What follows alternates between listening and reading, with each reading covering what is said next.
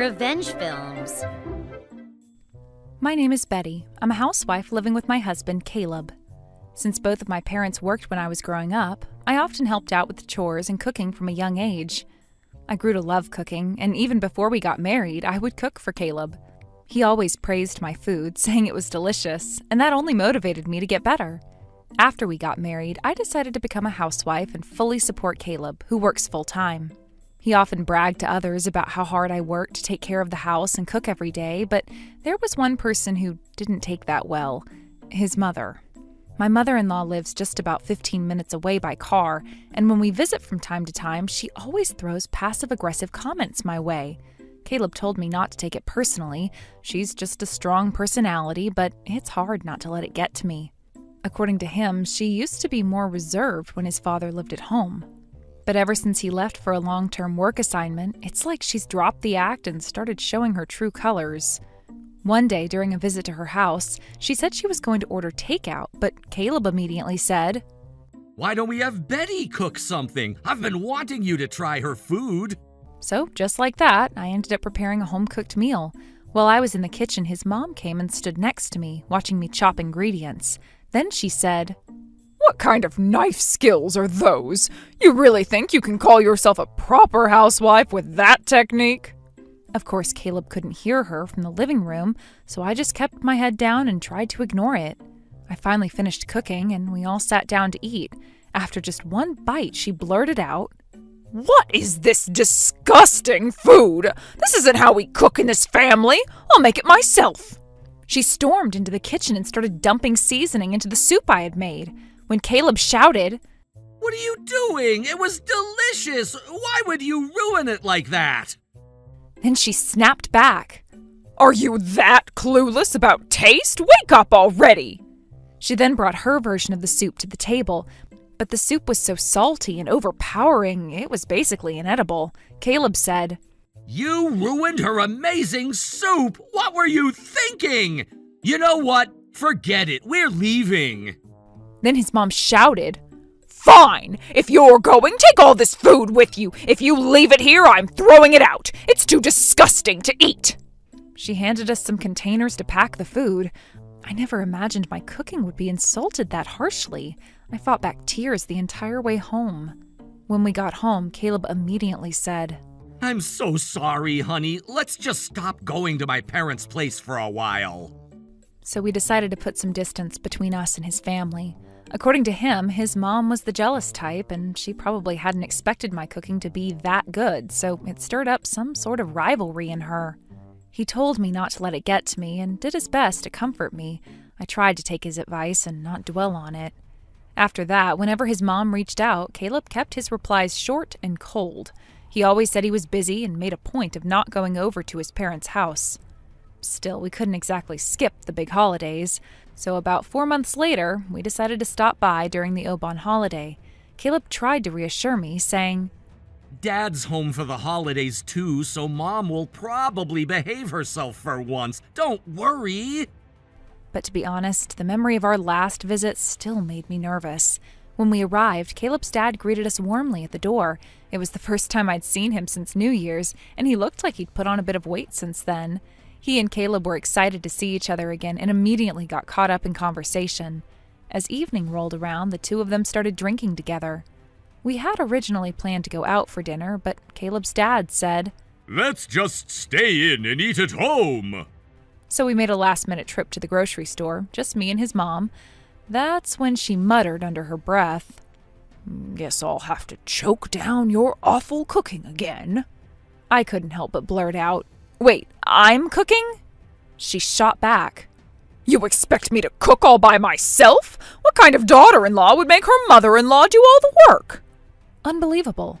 After all the awful things she said about my cooking last time, now she wanted me to cook again? I was furious, but I decided then and there I'd prove her wrong. I was going to cook something so good she'd have to admit it tasted amazing. I chose one of Caleb's all-time favorite dishes and focused all my energy on making it perfect. We got the ingredients and headed back to the house, but when we returned, Caleb's dad was gone. Apparently his boss had called and he had to run back to the office real quick. I figured I'd try to finish cooking before he got back and without asking his mom for any help. I was determined. Just watch me, I thought. I'll show you what real cooking looks like. When Caleb saw the dinner table filled with all his favorite dishes, he lit up and said, "Wow, this is an amazing feast!" He looked genuinely thrilled. Just then I heard his mom click her tongue in irritation, but I ignored it and sat down. Since the food was getting cold, we decided to start eating without waiting for his dad to get back. The moment his mom took a bite, she muttered, "Ugh, just as disgusting as I expected." Caleb immediately snapped. What do you mean by disgusting? This is way better than anything you've ever cooked. At that, his mom's face turned bright red, and she completely lost it. She turned her fury on me and started yelling. You can't even cook a decent meal. What business do you have being a housewife? If you've got time to make this garbage, go get a job. I should have never approved of this pathetic marriage in the first place. Caleb and I were both so stunned by her outburst we couldn't even take her seriously anymore. We just glanced at each other and gave a half-hearted, awkward laugh. That's when the living room door opened and Caleb's dad walked in. Without saying a word, he sat down, took one bite of the food, and suddenly exclaimed, Wait, did you buy this at some fancy department store? There's no way you made this yourself. But it didn't sound like he was exaggerating or trying to flatter me. He genuinely meant it. Then he turned to his wife and, still clearly impressed, exploded. You're calling this woman useless? If anyone's useless, it's you! That's when Caleb muttered under his breath, Oh no, it's over. Apparently his dad was usually calm and easygoing, but when he did get angry, it was terrifying. Caleb told me later that when he was a kid, his dad's scoldings often left him in tears. His mom knew this too, which is probably why she had always tried to keep her real personality hidden whenever he was around. But now, the mask had slipped and there was no going back. Caleb's dad was so furious he launched into a relentless lecture that didn't let up. In the end, he actually kicked her out of the house. His mom started crying and said, It's just because Caleb always praises Betty so much, I got jealous. I promise I won't say awful things anymore. Please forgive me. She apologized sincerely, but his dad's anger didn't calm down at all. I don't want to see your face! Get out of here, right now! He shouted, tossing her bag outside and then locking the door behind her as she was forced out. Once she left, his dad immediately returned to his usual calm self, praising my cooking and slowly finishing every last bite. Caleb then told his dad, Actually, this isn't the first time something like this has happened. That's why I hadn't been seeing Mom. His dad replied firmly, You don't have to deal with her anymore. So the three of us ended up having a relaxed dinner together before heading home. I wondered what would happen to his mom after that, but Caleb said, When Dad gets that mad, no one can stop him. We just have to leave it alone. So I decided not to contact her. The next day, during our Oban break, while Caleb and I were relaxing at home, the doorbell rang unexpectedly. When I opened it, there stood his mom, looking completely defeated. She begged, My husband won't let me back in. I'll apologize for everything. Please talk to him for me. But Caleb just said coldly, That's what you get. I don't care anymore. Then turned her away. Even though she kept pleading, Caleb firmly shut the door on her and said, Let's just leave it be. After that, his mom apologized to his dad many times, but he wouldn't forgive her. Once the Oban holiday ended, his dad took all the house keys with him back to his work assignment. Apparently, his dad had been putting up with how bad his mom's cooking was for years, but since moving away for work, he'd come to appreciate good food and had become quite a foodie.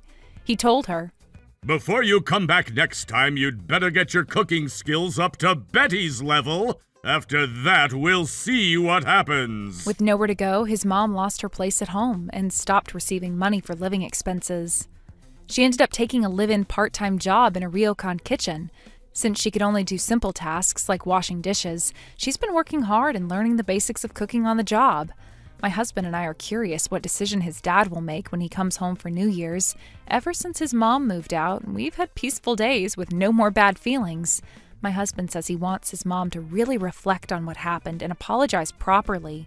All in all, I just hope we can keep things peaceful by staying away from her for now. How was today's video? If you enjoyed it, please subscribe, like, and leave a comment. Stay tuned for more.